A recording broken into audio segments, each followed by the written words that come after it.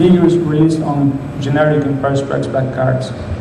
All of these were only memories until in 2002, when appeared an open package from the Empire Strikes Back card. In this slide, we're showing some images from the Empire Strikes Back cards, and in the lower side, we're showing some prototypes. I want to share with you an anecdote about this. These figures, plus some quality control material from the Lily factory, were offered by a guy for 3 years. That was from 2002 to 2004. And that guy went to the Star Wars conventions in Mexico and told to the organizers and collectors. He told all of them, "My dad worked at the Lily company in Mexico in the 80s, and he has some things to sell from that time." And these believing people answered him, "Good for you, man. Also my dad, my uncle, my grandfather worked for the Lily factory by those years, ha ha ha," and nobody believes him. Until finally he came to me, and as Josefina told you, I'm from Peru. Then when this guy told me my father worked for the Lily company in Mexico in the 80s, I answered him, my dad didn't there. Then, when we know the truth, his father has been the director of quality control of the Lily company, and he had some prototypes of the Lily Empire Strikes Back cards that he had kept since those years. From that moment, I began to believe that the miracles exist. That's right. Then, from that moment, when someone told me, like something like, my dad, my uncle, or someone from my family works for Lily, then I told them, okay, let's sit down, and I will hear your story, and probably we can find out some new collecting. And just past the time until the official Star Wars convention in Mexico City in 2004, where a guy told me when I finished my university studies, I worked for the Lily company in the 80s making an audiovisual material about the Return of the Jedi line. That audiovisual material was about the figures that would be released on the Return of the Jedi cards, the production process inside the factory, and I have photos of all of this. I was amazed and impressed with this news, and I told him my dad didn't work for the Lily company. Then please show me all the material you have to sell. But that is another story that we have a lot of photos about this, but I hope to present you in a future presentation.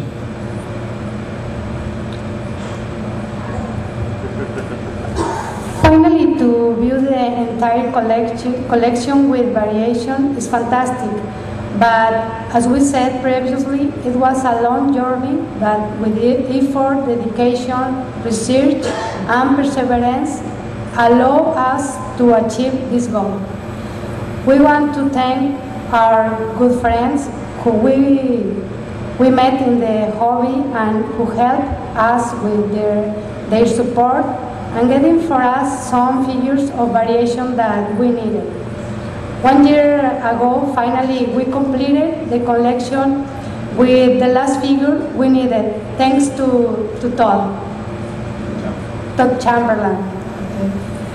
Finally,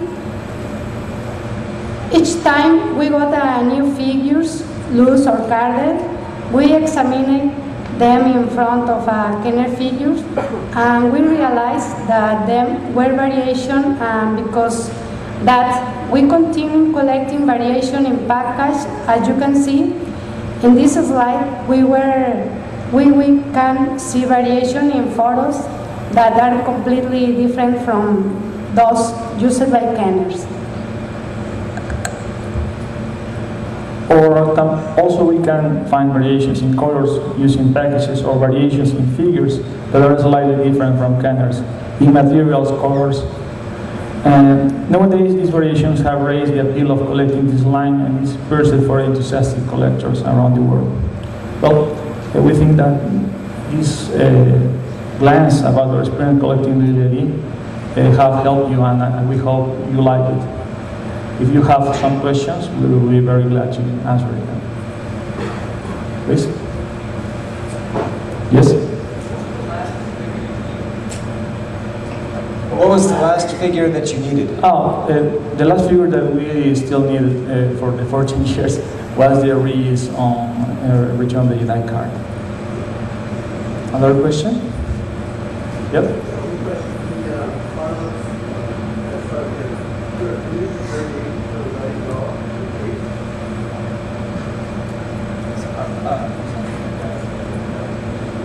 Oh, yes, yes. Variations of The Java. question was about the variations of the Java. You are asking about the 3/4 Java, I suppose. Some collectors talk about variations that the Lily Java by himself is a variation from Kenner's. You know, you can remove the hood, and it's the only figure around the world, the only Java figure around the world you can remove the hood. But inside the Java also there are considered a couple of variations for the stitches. There are two kinds of stitches: clear stitches used to make the dress and the hood, and dark stitches. Then you can find a couple of combinations of them. You can find the hood and the dress with clear stitches, or hood with dark or clear, and the other combination with the dress with dark or clear. All right, I think we're ready for our last stop on the tour. Thank you.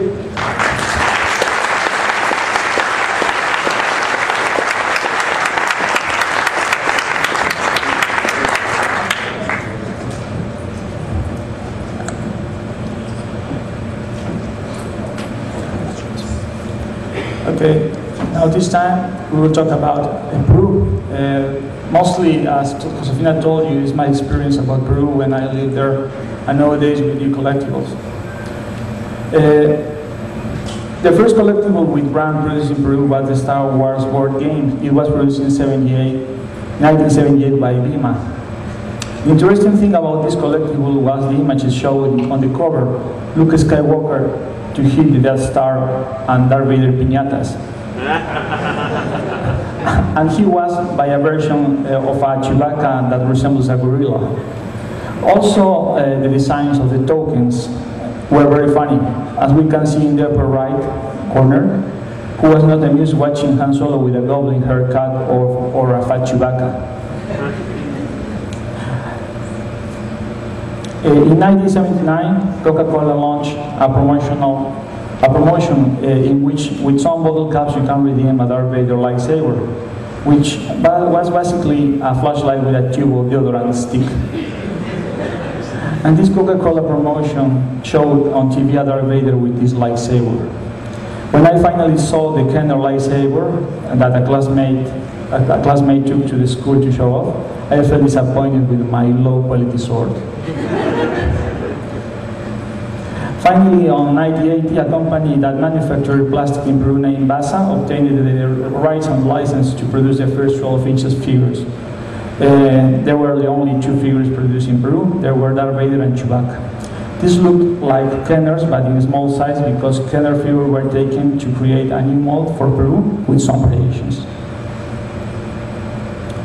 On the 1980, Basa imported to Peru the Kenner line on press back figures and ships, and Basa simply stuck a sticker with the logo of Basa that was the P.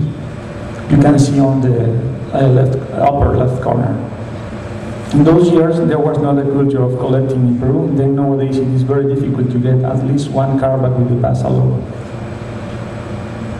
Finally, with the return of the Dion movie theaters, Pepsi released an album which was to be filled with labels that were got by redeeming bottle caps plus some money.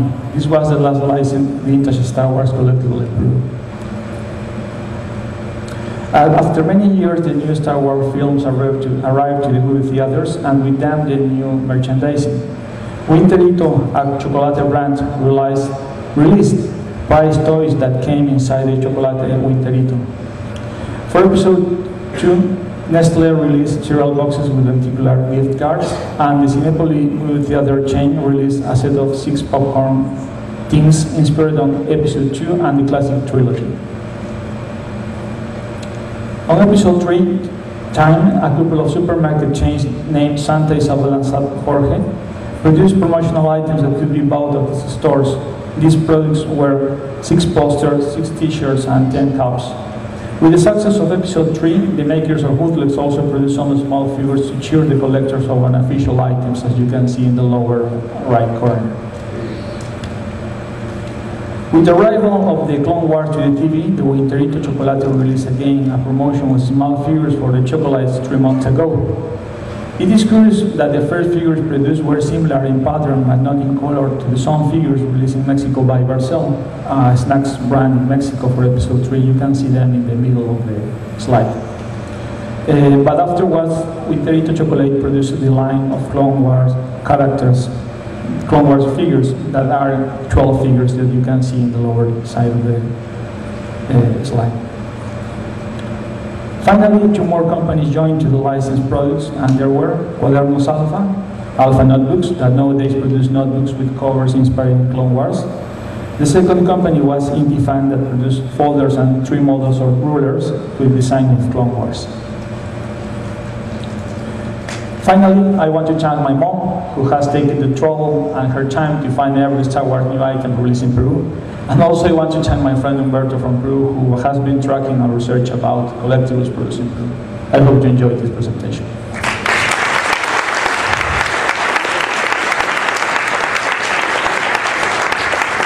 The question will be quite fine. We save the questions for Lisa also. We're almost on time. We're so close. But it's worth it, right, everybody? Yeah. Hi everyone, I will try to speed this up so you can all get your cereals in like 8 minutes. A little about me. I live in Sweden, like far up in the north. You see on the map where the yellow and blue flag is. So it's quite a far trip. And I flew into Washington, so I drove down, so I'm quite tired. Here's something about me. I'm a designer for a living, and I've designed a few things over the year for the community. There's a French Boba Fett Star Wars Reunion 2 medallion, and the cover for Gus and Duncan's Fantastic Prize Guide. And the latest is a whole book about prototypes for sale at booth 125 down at the Convention Center. And of course, the cereals, together with fantastic artist Jeff Correll. Well, Sweden is very far. It's a very small country, and to me, Sweden is this: Pippi Longstocking, snow, great architecture, furnishing, and great national parks, and of course the Swedish royal family. But often, you guys think of this.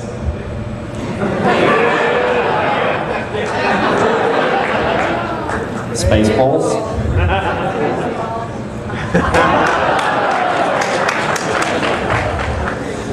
Well, but IKEA is good for us collectors. They got some great cabinets for us, so that's a good thing at least.